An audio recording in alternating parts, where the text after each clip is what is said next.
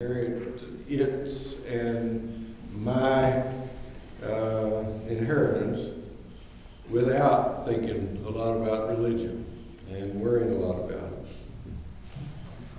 it. One thing I think is that hell is in business here all the time.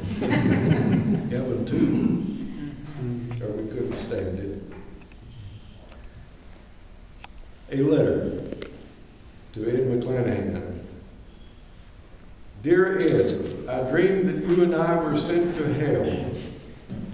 The place we went to was not fiery or cold, was not Dante's hell or Milton's, but was even so as true a hell as any. It was a place unalterably public, in which crowds of people were rushing in weary frenzy this way and that, as when classes change in a university, or at quitting time in the city street, except that this place was wider far than we could see, and the crowd as large as the place. In that crowd, everyone was alone. Everyone was hurrying. Nobody was sitting down. Nobody was standing around.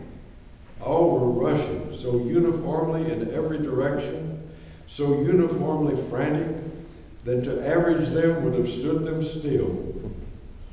It was a place deeply disturbed. We thought, you and I, that we might get across and come out on the other side if we stayed together. Only if we stayed together. The other side would be a clear day in a place we would know.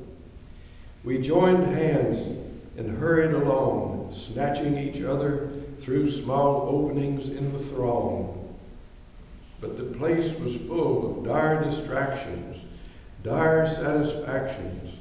We were torn apart, and I found you breakfasting upon a huge fried egg. I snatched you away. Ed, come on.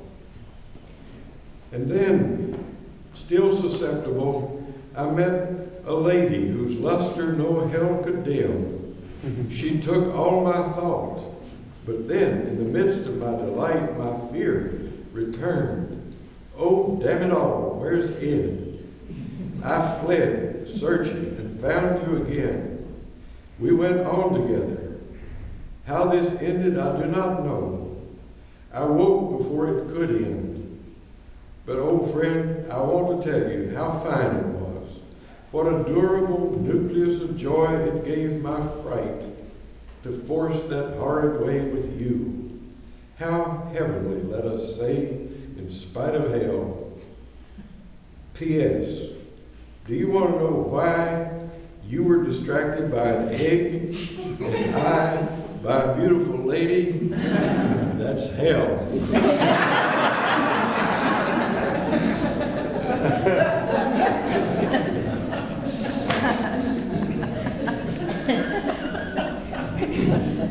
A letter to my brother.